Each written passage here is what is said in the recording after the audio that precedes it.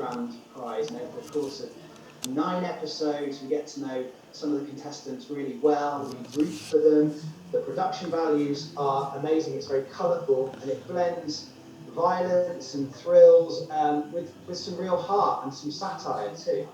Yeah, there's been a lot of discussion on social media, hasn't there, about the violence. Is it too violent? Do you think it is? What do you make of the way that the violence is portrayed in it?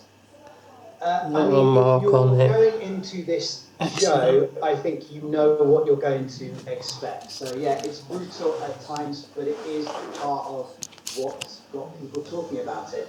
Netflix are very secretive and selective about the viewing figures for their shows. So it says that 111 million users have watched this. They count one view as somebody who watches 2 minutes of an episode, but its previous record holder, they say, was that period drama Bridgerton with 82 million views. So 111 million, way off the scale for Squid Game. And I can see why it's been a success too, because it's had good word of mouth, it's easy to binge watch, there's a thrill element of it as well, there are cliffhangers in it too.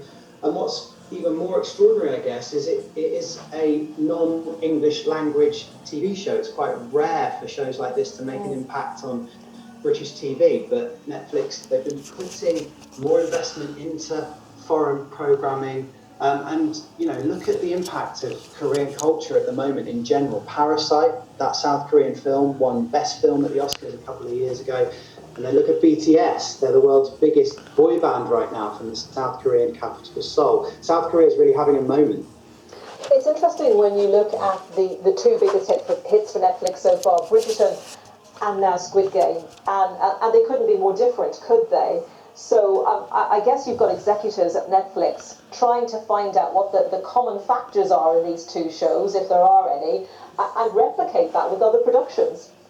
Yeah, I think with Squid Game, it's really been a word of mouth experience. With Bridgerton, I think there was lots of hype around it, and people were expecting the launch, that launched around Christmas time. You know, there was a lot of build-up. Squid Game, it's been very much, it launched quite softly, I would say, for Netflix, and it's been word of mouth. It's been people looking at memes, sharing pictures and videos of it on social media. So it's as with anything, it's hard to predict what is going to be a hit. All I know from watching Squid Game is it's entertaining TV. It's fast moving, keeps you guessing, has characters that you root for, and looks good.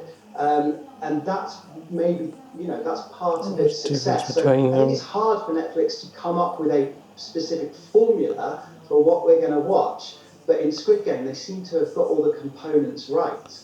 Okay, Steve, thank you very much for that. Steve Holden from BBC Radio 1's Newsbeat. Now the time is 11:40 exactly.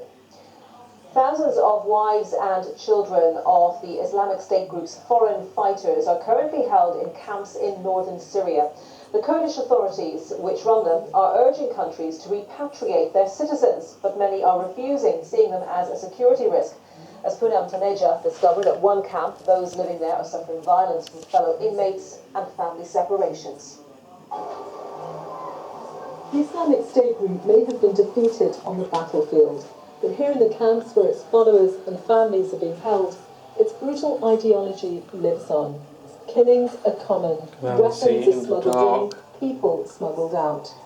And children are at risk of radicalisation. And so when boys reach adolescence, they're moved on to secure detention centres.